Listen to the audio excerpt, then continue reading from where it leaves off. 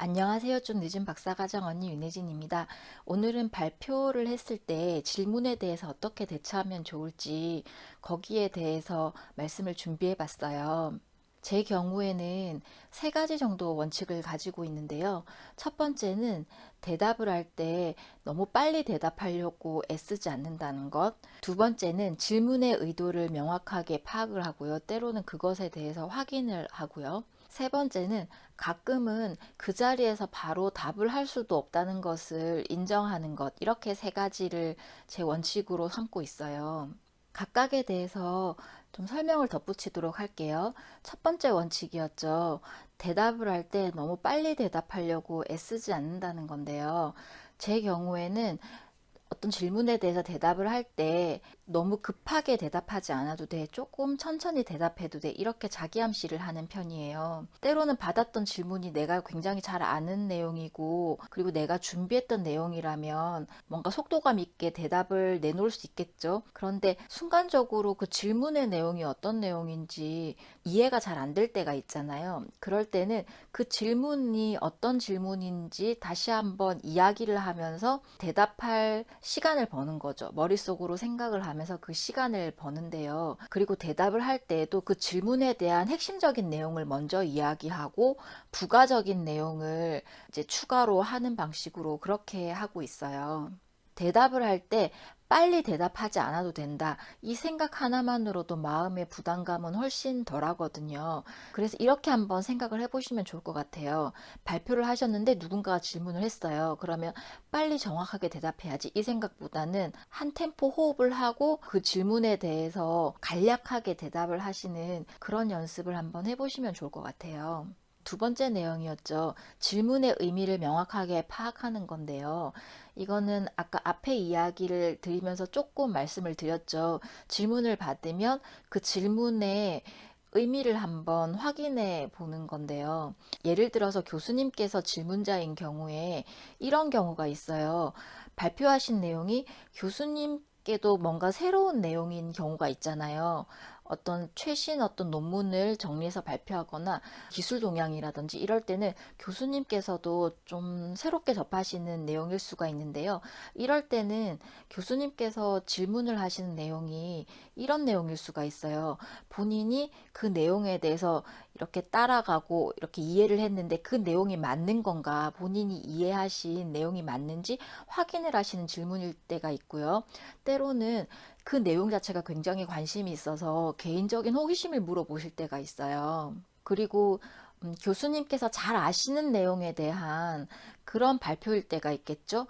그럴 때는 발표자가 그 내용을 제대로 이해했는가에 관련된 질문을 하실 수가 있고, 발표자가 뭔가 오개념을 가지고 있을 수도 있잖아요. 잘못 이해할 수도 있기 때문에 그 부분을 짚어내기 위한 질문일 수도 있어요. 그리고 가끔은 어떤 발표 맥락과 벗어난 질문을 하실 때도 있거든요. 뭐 제가 말씀드린 거는 일종의 예시고요.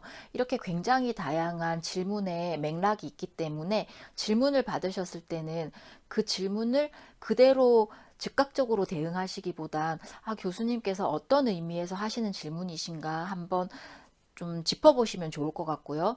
그리고 그 내용에 대해서 본인이 이해하신 그 질문의 내용이 맞는지를 한번 교수님께 되짚어서 확인하시는 것도 좋을 것 같아요.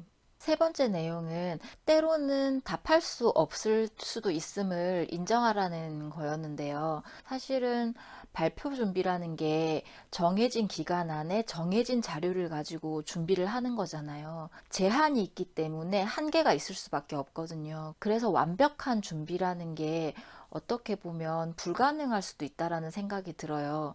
완벽하다기보다는 최선을 다한 준비가 있는 거죠. 그래서 완벽이라는 것에 대한 어떤 강박, 그런 부담을 좀 내려놓으시면 좋겠다는 생각이 들어요. 완벽이라는 것에 대해서 너무 집중을 하다 보면 내가 노력을 해서 만들어 놓은 게 꽤나 큰데도 실수한 그 작은 것에 너무 많이 마음이 쓰이는 거예요.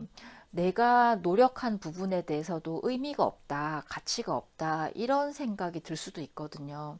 그런데 그게 공부를 하는 입장에서 그리고 성장해 가는 과정에서 그렇게 도움이 되는가 하면 그건 좀 아닌 것 같아요.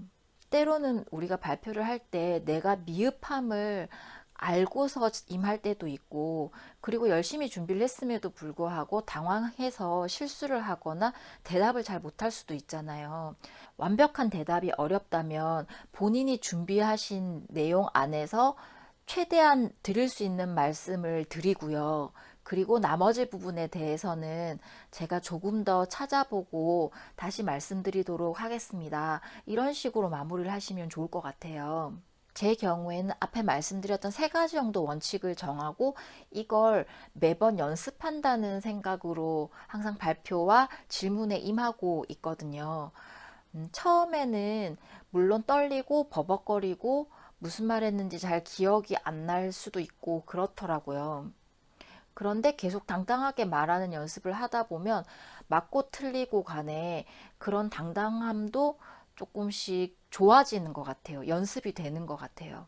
그리고 생각하는 것과 아는 것도 자꾸 표현을 해야 그게 더 명확해지고 표현 자체도 느는 것 같거든요. 또 교수님 입장에서는 수업이나 세미나 시간에 그냥 가만히 있는 학생보다 맞든지 틀리든지 간에 자기 생각을 그래도 한번 표현하려고 노력하는 학생들을 좀 더 좋게 보시는 것 같아요. 제가 수업을 할 때에도 그냥 가만히 있는 학생보다 모르는 거 있으면 질문하고 자기 생각을 뭐 어떻게 한마디라도 말하는 학생이 되게 고맙게 느껴지거든요. 적극적인 학생인 거잖아요. 참여하려고 노력하는 거고. 그렇게 자기의 것을 내보이는 그런 자체가 굉장히 자신에게 도움이 된다라고 그렇게 생각을 합니다. 오늘도 일하시면서 공부하시느라 굉장히 수고가 많으셨고요. 제가 드린 말씀이 조금이라도 도움이 되었으면 좋겠습니다. 오늘도 제 말씀 들어주셔서 고맙습니다.